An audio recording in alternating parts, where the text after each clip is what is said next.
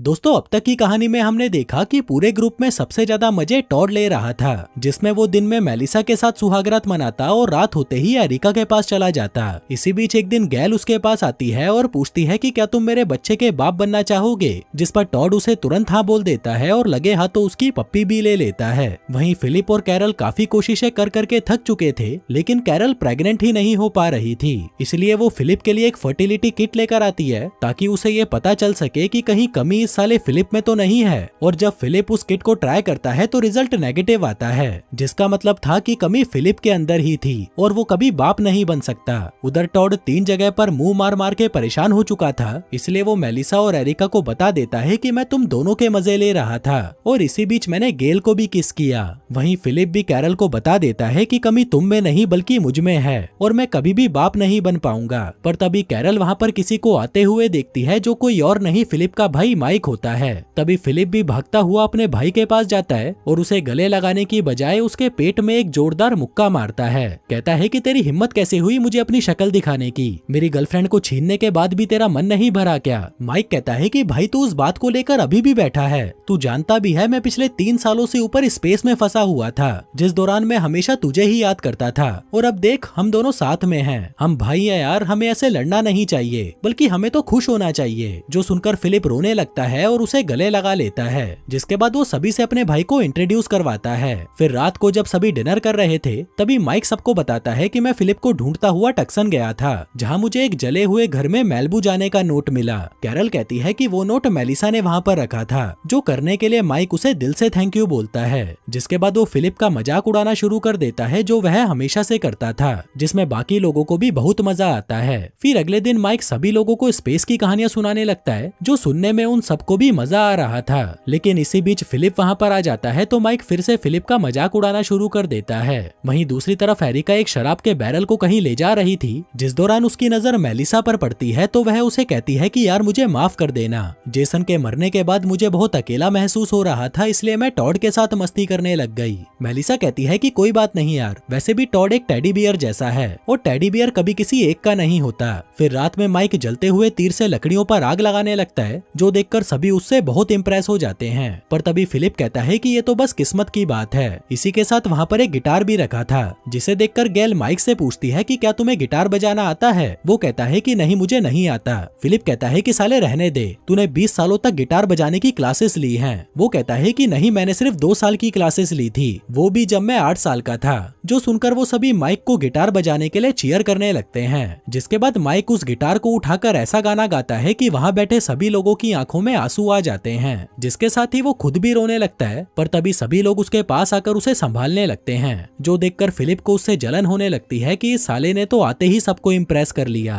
फिर अगली सुबह जब सभी साथ में बैठकर बातें कर रहे थे तभी फिलिप वहाँ पर आता है और कहता है कि मैंने आज एक बहुत बड़ी पार्टी रखी है, इसलिए आप सभी को 6 बजे सह परिवार मेरी पार्टी में जलूल जलूल आना है। जो कहकर वो वहाँ से चला जाता है। आगे टॉड जब टीवी पर भालू और उसके बच्चे को देखकर रो रहा था तभी वहाँ पर एरिका और मेलिसा आती है। कहती है कि हम दोनों ने आपसी सहमति से ये फैसला किया है कि तुम बारी बारी से हम दोनों के साथ सुहागरात मनाना जारी रखोगे। टॉड कहता है कि प्लीज यार मेरे साथ ऐसा मजाक मत करो। मेलिसा कहती है कि हम कोई मजाक नहीं कर रहे, हम दोनों सच में तेरे साथ सुहागरात मनाने के लिए तड़पी जा रही हैं। जो सुनकर फिलिप बहुत खुश हो जाता है और उन दोनों को गले लगा लेता है। वहीं शाम के 6 बज चुके थे, लेकिन कोई भी अब तक फिलिप की पार्टी में नहीं पहुंचा था। फिर जब सभी वहाँ पर आते हैं तो फिलिप कहता है कि मैं पिछले 3 घंटों से तुम्हारा इंतजार कर रहा हूँ, जिससे किसी को भी कोई फर्क नहीं पड़ता। आगे फिलिप उन सभी के लिए गाना गाने लगता है, लेकिन सिर्फ कैरल को छोड़कर कोई भी उसके गाने पर ध्यान ही नहीं दे रहा था। वहीं माइक उसका मजाक उड़ाने के लिए वहाँ पर उल्टा सीधा डांस करने लगता है, जो देखकर सभी जोर जोर से हंसने लगते हैं। फिलिप कहता है कि साले तू मेरी हर बात में अपनी टांग क्यों अड़ाता है, मैं मानता हूँ कि तुम मुझसे ज्यादा स्मार्ट है, ज्यादा फनी है और तेरे पास अच्छी नौकरी थी, लेकिन तू कहीं से भी परफेक्ट नहीं है, क्योंकि जब हमारी माँ मरने की हालत में थी तब मैं उनके साथ था और तू तो साले पता नहीं कहाँ पर अपनी गर्लफ्रेंड के साथ मजे मार रहा था। जो सुनकर माइक दुखी हो जाता है और वहाँ से चला जाता है। आगे सोने से पहले कैरल फिलिप से कहती है कि तुमने कुछ ज्यादा नहीं बोल दिया, इसलिए अभी जाओ और अपने भाई से माफी मांगो। वो कहता है कि सारी गलती मेरी ही है क्या, वो भी तो माफी मांग सकता है। मेलिसा कहती है कि यार तुम्हें अभी भी नहीं दिख रहा कि इस धरती पर सिर्फ तुम दोनों ही हो जो असल में परिवार हो। फिलिप कहता है कि हाँ यार तुमने सही बोला, वो मेरा भाई है, मेरे जिगर का छल्ला है, इसलिए कल सुबह उठते ही मैं उससे माफी मांग लूंगा। फिर अगली सुबह फिलिप सोकर उठता है और जैसे ही शीशे में अपना चेहरा देखता है वो कहता है कि साले माइक मैं तुझे मार डालूंगा और उसे कूटने के लिए उसके पास जाता है। लेकिन जैसे ही बाकी सभी उसका चेहरा देखते हैं तो उनके होश उड़ जाते हैं क्योंकि माइक ने उसके आधे बाल उड़ा दिए थे।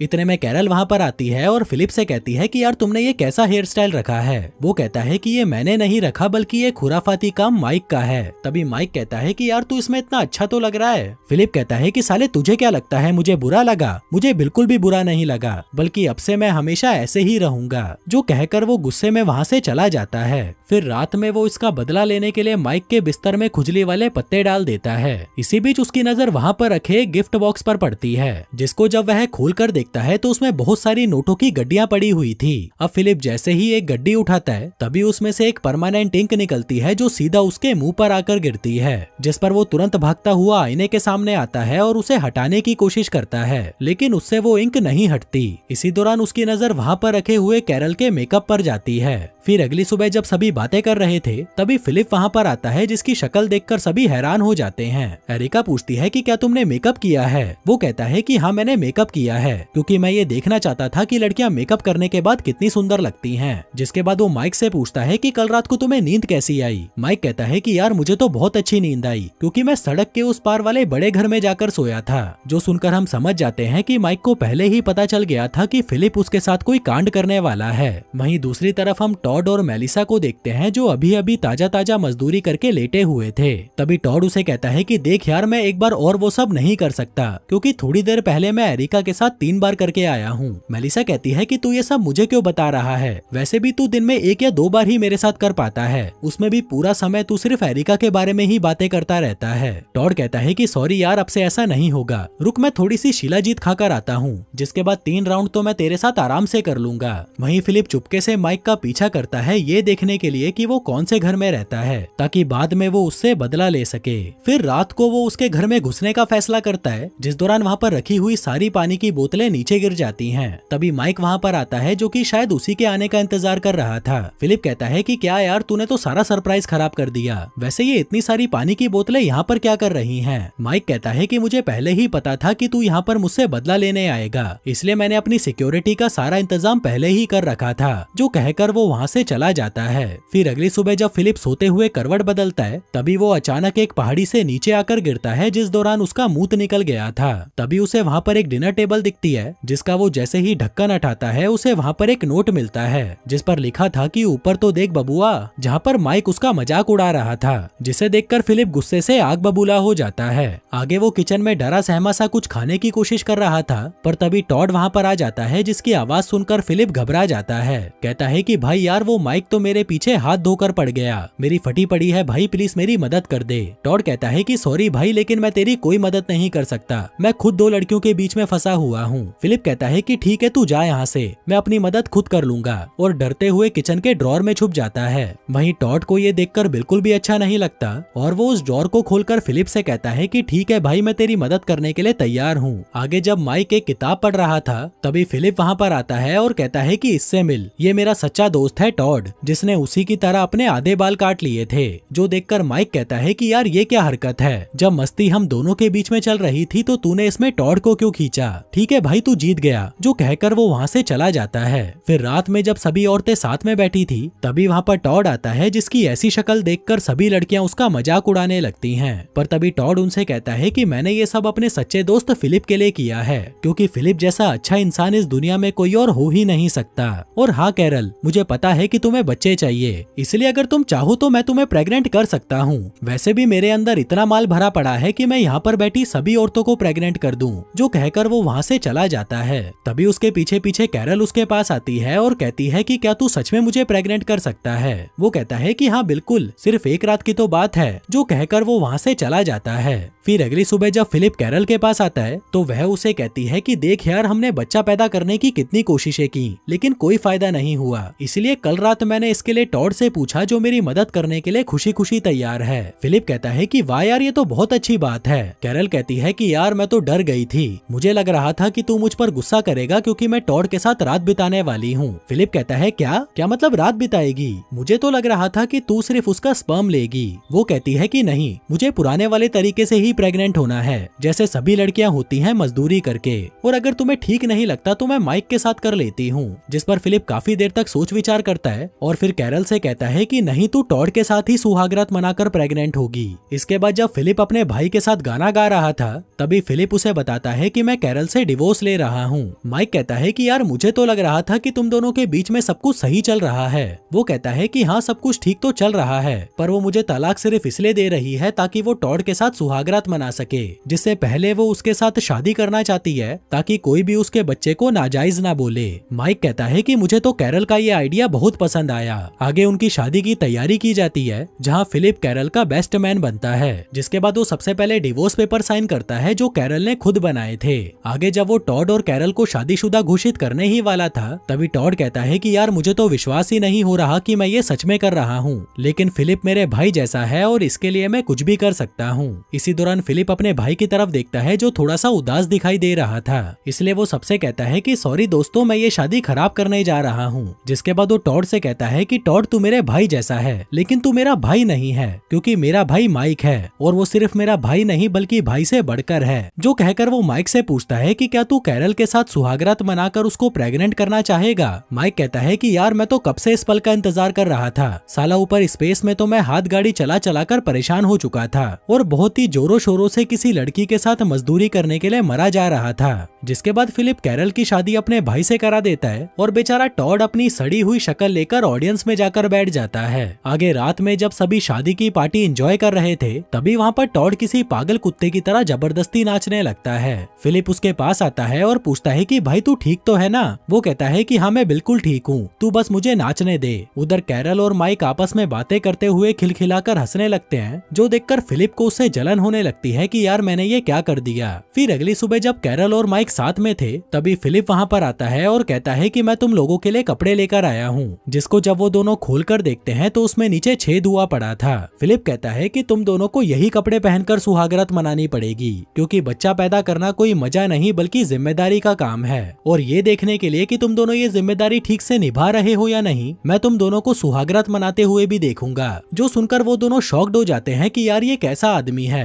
आगे फिलिप उन दोनों को बेडरूम में लेकर आता है और कहता है कि चलो जल्दी से शुरू हो जाओ और मैं यहाँ पर बैठकर तुम दोनों को देखूंगा। जिसके बाद वो दोनों अपना कार्यक्रम शुरू कर देते हैं और अपना फिलिप बड़े ही गौर से उन दोनों को करते हुए देखने लगता है। वहीं बाहर बाकी लोग भी उन तीनों की बातें बड़े ध्यान से सुन रहे थे कि अंदर चल क्या रहा है। फिर अगली सुबह जब सभी बातें कर रहे थे तभी वहाँ पर टॉड आता है जिसने अपने सारे बाल उड़ा लिए थे क्योंकि कल से वो फिलिप से बहुत गुस्सा था। इसी बीच कैरल वहाँ पर अपनी प्रेगनेंसी किट लेकर आती है जिसमें रिजल्ट पॉजिटिव आया था, मतलब कि वो प्रेग्नेंट हो गई थी। जो सुनकर वो सभी खुश हो जाते हैं और एक दूसरे से गले मिलने लगते हैं। वहीं फिलिप माइक से कहता है कि बधाई हो भाई, तू बाप बन गया। माइक कहता है कि अरे तुम सभी पागल हो गए हो क्या, एक तो कल रात कैरल और मेरे बीच में कुछ भी नहीं हुआ, ऊपर से कोई एक दिन में प्रेग्नेंट कैसे हो सकता है, इसका मतलब है कि वो बच्चा तेरा ही है। जो सुनकर फिलिप बहुत ज्यादा खुश हो जाता है कि चलो ये तो बहुत अच्छा हुआ। आगे एरिका जब बाहर लेटकर वाइन पी रही थी तभी वहाँ पर एक ड्रोन आता है जिसे देखकर वो घबरा जाती है और ये बात जाकर सभी को बताती है, लेकिन कोई भी उसकी बात पर यकीन नहीं करता क्योंकि वो दिन भर दारू पीती रहती थी। उधर टॉड जब गुस्से में गेम खेल रहा था तभी फिलिप वहाँ पर आता है और उससे पूछता है कि भाई क्या तू मेरे साथ घूमने चलेगा। टॉड कहता है कि नहीं, अपने भाई को ले जा। फिलिप कहता है कि यार तू अभी भी उस बात को लेकर बैठा हुआ है। टॉड कहता है कि जब से तेरा भाई आया है तो मुझे भूल ही गया है। फिलिप कहता है कि भाई ऐसा कुछ नहीं है, बल्कि तू ही पूरे दिन उन दोनों लड़कियों के आगे पीछे लगा रहता है। टॉड कहता है कि नहीं, अगर तुझे मेरी परवाह होती तो उस रात मेलिसा के साथ मैं सुहागरात मना रहा होता, ना कि वो। जो कहकर वो वहाँ से चला जाता है। उधर दूसरी तरफ माइक अब गैल के साथ समय बिताने लगा था, जिस दौरान गैल को भी उसके साथ बहुत अच्छा लग रहा था। वहीं एरिका पानी पीने की कोशिश कर रही थी जिसमें उसे बहुत बुरा लगता है क्योंकि वो हमेशा वाइन पीती रहती थी। उधर माइक जब गाय का दूध निकालना सीख रहा था तभी उसे हल्की सी खांसी आती है जिसे वो इग्नोर कर देता है। इसी बीच टॉड भी वहाँ पर दूध लेने आता है और कहता है कि तुम दोनों ने तो सब कुछ खत्म कर दिया होगा और मेरे लिए तो कुछ भी नहीं बचा होगा। फिलिप कहता है कि अबे मोटे, ये गाय क्या सिर्फ तेरे अकेले की है, हम तो निकालेंगे दूध, तेरे को जो उखाड़ना है उखाड़ ले। पर तभी टॉड देखता है कि माइक के मुंह से खून निकल रहा है, जो बात वो अंदर जाकर सबको बता देता है। फिलिप कहता है कि अरे यार उसे सिर्फ थोड़ा सा जुकाम हुआ है। मेलिसा कहती है कि ये कौन सा जुकाम है जिसके अंदर खून निकलता है, साले वो वायरस से इन्फेक्टेड है। फिलिप उन्हें समझाने की बहुत कोशिश करता है कि वो वायरस से इन्फेक्टेड नहीं है, लेकिन कोई भी उसकी बात नहीं सुनता। वहीं पर हम माइक को देखते हैं जो खांसता हुआ घूम रहा था, पर तभी वहाँ पर कोई प्रोटेक्शन सूट पहनकर आता है जो कोई और नहीं अपना फिलिप था। कहता है कि भाई तू बाहर क्यों घूम रहा है, चल अंदर आ जा। जहाँ बाकी के सभी लोगों ने भी वही सूट पहन रखा था। माइक पूछता है कि क्या मैं वायरस से इन्फेक्टेड हूँ। टॉड कहता है कि शायद हाँ। फिलिप कहता है कि भाई तुझे कुछ नहीं हुआ है, बस हल्का सा जुकाम है और इन लोगों की तो ऐसे ही फटी पड़ी है। वैसे देख इन लोगों ने तेरे लिए क्या बनाया है। अब माइक उसके अंदर चला तो जाता है, लेकिन उसे वहाँ पर बिल्कुल भी अच्छा नहीं लग रहा था।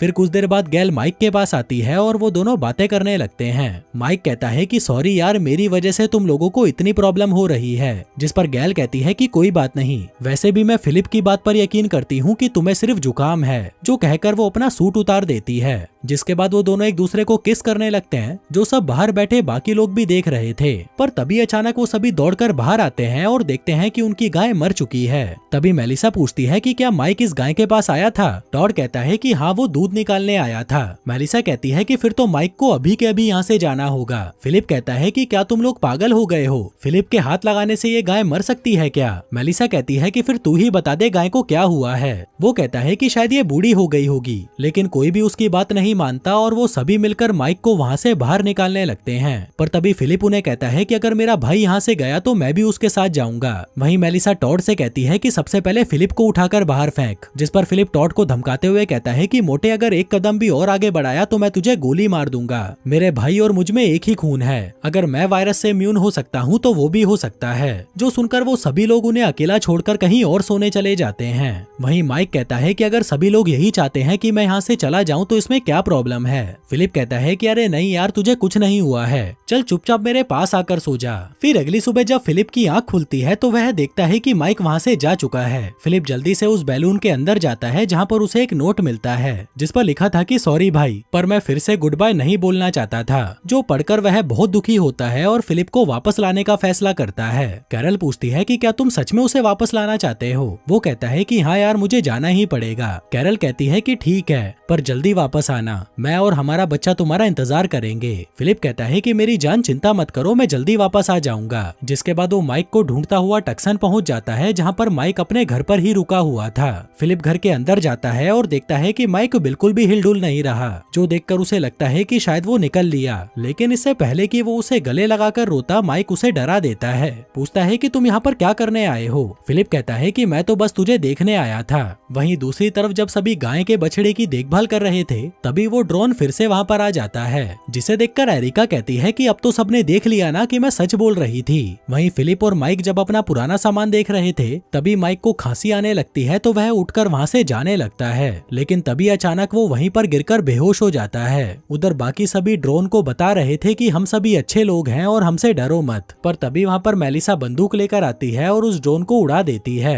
कहती है कि तुम सब पागल हो गए हो क्या, कोई हम पर निगरानी रख रहा है और तुम लोग इतने खुश क्यों हो रहे हो, क्या पता वो हमारे लिए खतरा हो सकता है। दूसरी तरफ फिलिप माइक को उठाकर बिस्तर पर लिटा देता है, जहाँ जब उसकी आंख खुलती है तो वह पूछता है कि मैं कितने समय से सो रहा हूँ। फिलिप कहता है कि भाई 4 साल से, जो कहकर वो हंसने लगता है और तभी उसे खांसी होने लगती है। माइक पूछता है कि भाई तू ठीक तो है ना, जिस पर फिलिप उसे अपना हाथ दिखाता है जिस पर खून लगा था और फिर वो जोर जोर से रोने लगता है। माइक कहता है कि भाई तू चिंता मत कर, सब कुछ ठीक हो जाएगा, पर तभी फिलिप उसे चिली सॉस दिखाकर चिढ़ाने लगता है। माइक कहता है कि देख भाई, इस समय तो मेरे साथ ऐसा मजाक मत कर, मुझे बिल्कुल अच्छा नहीं लग रहा। फिलिप कहता है कि और जो तूने मेरी ये हालत करी थी, तुझे क्या लगा मुझे अच्छा लग रहा था? मैंने तो उस दिन बस तुझे चिढ़ाने के लिए बोल दिया कि मुझे अच्छा लग रहा था, सच बताऊं ये एकदम वाहियात है। जो सुनकर माइक उसके सारे बाल काटने लगता है। वहीं फिलिप को भी अपने भाई के साथ समय बिताकर बहुत अच्छा लग रहा था। आगे माइक उसे कहता है कि भाई अब तू यहाँ से चला जा, जिस पर फिलिप कहता है कि नहीं, मैं कहीं नहीं जाने वाला।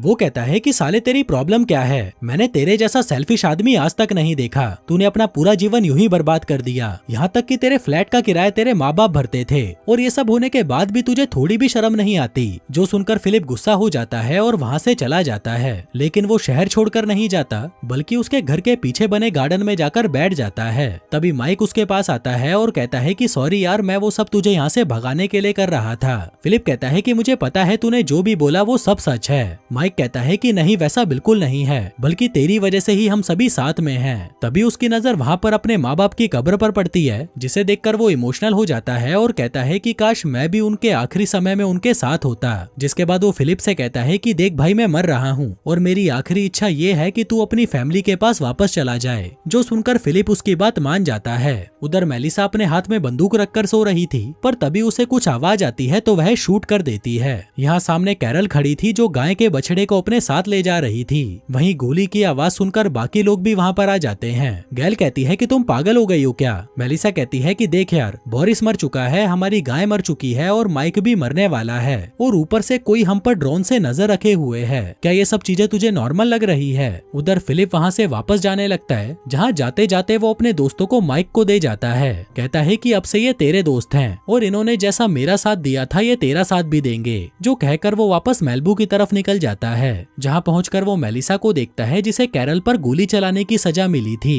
उधर एरिका किचन की खिड़की से कुछ अजीब सा देखती है और चिल्लाकर सभी को अपने पास बुलाती है, जहाँ वो लोग दूरबीन से देखते हैं कि समुद्र में एक बोट है जिसमें 3 लोग असला बारूद लेकर उनकी तरफ ही बढ़ रहे हैं। जो देखकर वो लोग घबरा जाते हैं कि साले अब ये कहां से टपक गए और अब हम लोग क्या करेंगे। और दोस्तों इसी के साथ ही इस सीजन की कहानी यहीं खत्म हो जाती है। बाकी दोस्तों लास्ट वीडियो के रिस्पॉन्स को देखकर मुझे नहीं लगता कि मुझे ये सीरीज आगे बढ़ानी चाहिए, क्योंकि मुझे ऐसा लग रहा है कि आप सभी लोग बोर होते जा रहे हो, इसलिए शायद मैं इस सीरीज को आगे एक्सप्लेन ना करूं। बाकी अगर आप लोग इस कहानी का अगला सीजन देखना चाहते हो तो वीडियो को लाइक करो और हाइप का बटन दबाओ, और अगर इस वीडियो पर 10,000 लाइक आ गए तो मैं समझ जाऊंगा कि तुम लोग अगला सीजन देखना चाहते हो। तब तक के लिए बाय।